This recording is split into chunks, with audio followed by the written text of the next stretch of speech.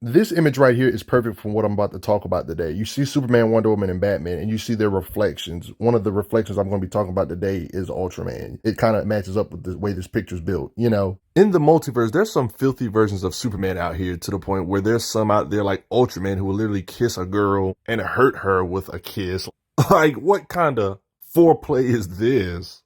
Like, it's funny that the actual Superman and the Justice League that we know and love, the main continuity ones, they're getting busted up, and Ultraman and them are just sitting here watching, literally on some couches. Like, really, I ain't gonna help? Literally eating popcorn. Ultraman even says we should be down there murking them and not just watching. I mean, this version of Superman is such a scumbag when their planet needs help because the planet itself was falling apart. He got frustrated at the thought of having to be heroes. Like, he even said, no, we can't be heroes. Like, he just hates being a hero. DC Comics has different eras. That's partly the reason why you see these different logos in the background of Superman's different logos over the years, right? And thanks to these big multiversal crises that shatter the fabric of space and time and shatter reality, that's why you see a lot of the characters get revisions or reboots, or the universe in general just gets reset. Characters or just getting changed up. That's how it is. Before these big multiversal crisis reboot stuff, this is how the art style used to look. And then you see how after the crisis, the art style changed. Like, you know how DC has like a big old multiverse map and you can see all these different universes. Before all these crises, this is how Ultraman looked as an alternate reality version of Superman that's a lot different. But I want to talk about one today, the one of Ultraman, a version of him after the crisis, Ultraman. He has some similarities, but he's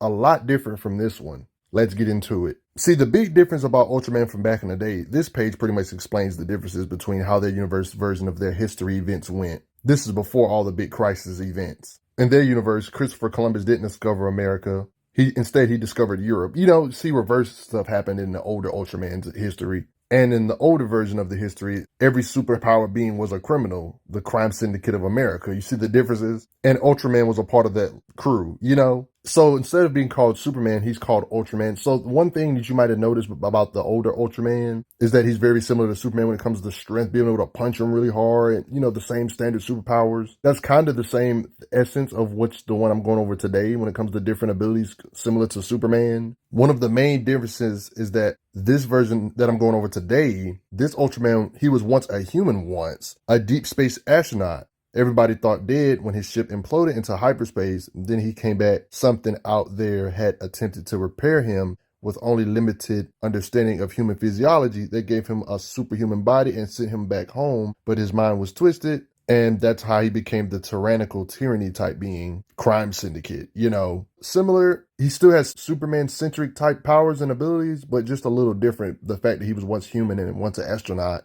I mean, like, he literally has the standard stuff that you would expect from a Superman-centric type character. He can fly. You see him using heat vision. Like, completely incinerating being with his supervision, heat vision type stuff. One could say this is a showing of raw speed. All these people this fast. He shot his heat vision from multiple directions with speed enough to take them all out. 219 killed that quick. It was stated here that his ultravision doesn't just emit power, it drains it as well. So yeah, he can kind of cheat and drain power to increase his own power. He has zoom in vision, like one can say telescopic vision, how he can see beings even if he's high above Earth, he can see them clearly with his eyesight. Yeah, he sees all. They even say he can't always be watching. When he's nowhere near them, he obviously is watching. I mean, it's even stated it makes sense for him to have ultra hearing and he can see through the planet.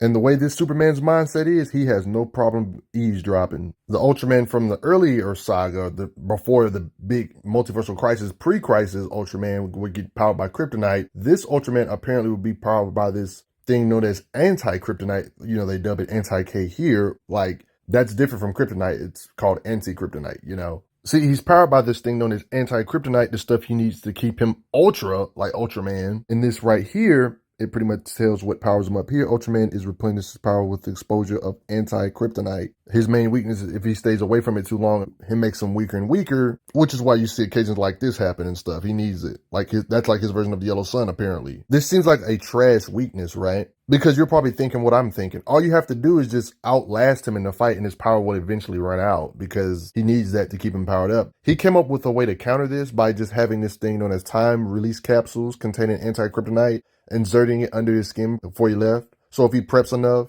like in this particular situation, he's good for a week. So you can't just outlast him like most super people would do.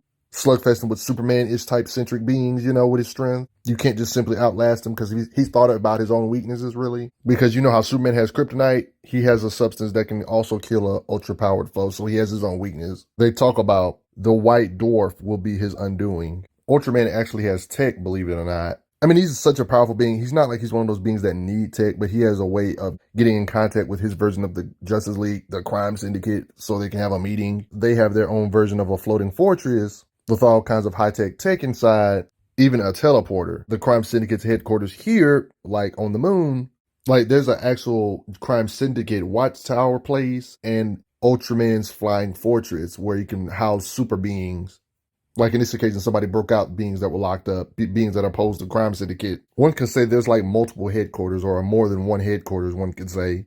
Like this page right here pretty much tells you about the crime syndicate. Everything you need to know, their headquarters, the different members, some information on the different members, including the fact on how Ultraman gets powered up. But anyway, let's analyze how strong Ultraman actually is. Anything his forearms can do, aka his grip strength can do, he can definitely do worse with like his bigger muscles of his body, right? Big non-human entities like this, they're obviously light to his super strength. We already know Ultraman's strong enough to rip robots up, mess up metal. In this occasion, it looks like he's lifting up a big chunk of a tree. He can easily lift up stuff that's a couple tons. This should technically be a no-duh moment. Of course, he can lift up cars or vehicles, shown here. Ultraman's the type of guy, he's not afraid to literally punch right through you.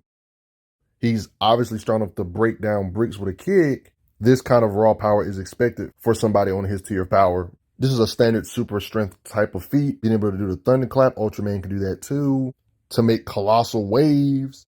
He definitely can make a tsunami bigger than skyscrapers. I think that's definitely realistic. According to Ultraman, he's technically killed a white Martian. You know, Martian is a very powerful species in DC. When you look deeper into the lore, they even talk about it again. They talk about how Ultraman may have easily murdered the sole surviving white Martian on his world. I mean, it's pretty obvious he has incredible super strength to lift heavy stuff, but that also means he can punch really hard with his fist. That's evident when we literally seen him fight Superman in the fist fight, the man, the myth, the legend. Like working together with the Leaguers, these little minion beings, we see Ultraman hitting them, so obviously he can hit hard. Same with super dogs that are Kryptonian tier, he can kick them away too. Ultraman is not a fan of super dogs apparently, and he put his dog to sleep years ago. He can literally withstand punches from Superman too, so his durability is up there with the big dogs too. More proof right here that he can slugfest with the main Superman of the post-crisis era, matching them in every way, even heat vision matching them two going at it. He has durability to hot stuff like lava. This is a great occasion of his speed in combat, using his flight speed to do this to Red Tornado, this universe version of Grundy, Sir Solomon Grundy. We've seen him punch. Ultraman, we've seen him slugfest with other Kryptonians. Like Supergirl, to show more narrative and writer intent that he's supposed to be in that Kryptonian tier when it comes to matchups and slugfesting and such. I mean, just look at the cover art and how you see the shadows of the characters and you see Supergirl is the one he's fighting. You get it? I mean, we literally seen him take heat vision from Supergirl in the face, proving just like how he can punch hard, his body can withstand attacks from beings on his level or at similar levels. Even blunt punches from Supergirl. Getting punched by Supergirl in this epic outfit, and he's still conscious after all those punches. Okay.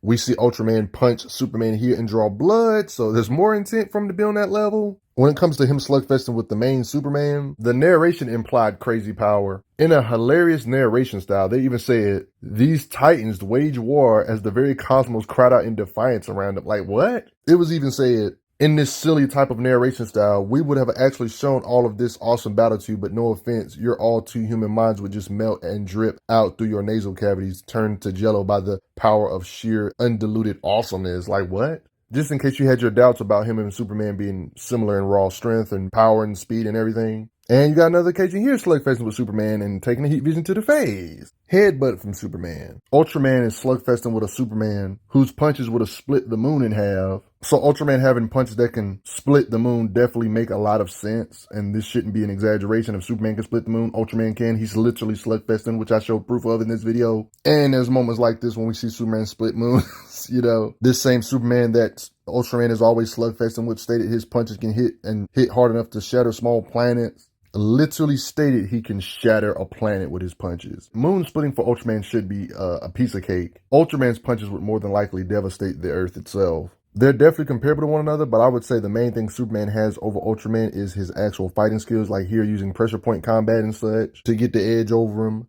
He's technically, I guess, even slugfested with beings like Despero, beings that be like team busting. When it comes to him and Superman, because he's basically a Superman, but from an alternate reality, but with some drastic changes here and there. But his super strength seems to be up there. There's plenty of implications of it. Even narration stating that Superwoman and Ultraman are fast and strong enough. And the fact that Superman can't just instantly break out of his hold kind of lets you know how strong Ultraman is and how much he can lift, one could say, with his muscles, because he's kind of restraining the same Superman here that has the literal strength to literally pull the entire planet Earth. Him and other powerhouses have shown other feats of being able to at least drag the planet Earth working together in this particular situation here. Superman himself claiming he can actually move the Earth, because here he stated he can push planets out of orbit or a planet out of orbit. That's why you see him and other leaguers working together, moving planetoids like the moon on certain situations. It kind of adds up. So yeah, basically off gate, it would be weird if Ultraman couldn't lift a planetoid like the moon, if the beings he's literally fighting all the time can. Heck, when you look at the Earth compared to the moon in size, even bigger planets like the Earth, Ultraman can also move or lift if characters like Superman can, who has similar strength to him. You know, it would be weird if he couldn't do stuff like this too. Then it makes you wonder, how hard can this guy hit? Like, he has to be able to hit with similar force to this type of stuff if he can produce or exert this kind of energy. This basically confirms he has planet-moving hitting power at the very least. But let's analyze his might even further. You know how your forearm strength, it's decently strong in your grip, right? But I think we all can agree, like, muscles like these are actually stronger than your forearms. Wouldn't you agree? Wouldn't you agree that this applies for Superman or Ultraman or superhero type characters too? You're probably wondering why I'm bringing this up, because for Ultraman to even be able to restrain Superman even a bit, there's implications that planet moving is nothing if their grip strength, like Superman, for example's grip strength was enough to hold a miniature black hole in his hand. You're probably thinking, oh, it's just a little black hole. Well, this little black hole was actually going to wipe out the entire solar system. So basically, Superman and Ultraman should be included in this too. They have the power in their just grip strength, their hands, to hold something in their hands that's going to blow up a solar system. So planet stuff, planet moving, is quite literally a joke compared to what their grip strength can hold. Like, they can hold stuff in that can wipe out the entire solar system. Like, again, what do you think his hits feel like if their grip strength is this strong? Like, I brought this up already, but you remember this black hole containing feat? Like, if we're being honest, if his forearm strength can do this, and we know Ultraman can match him, their punches have to be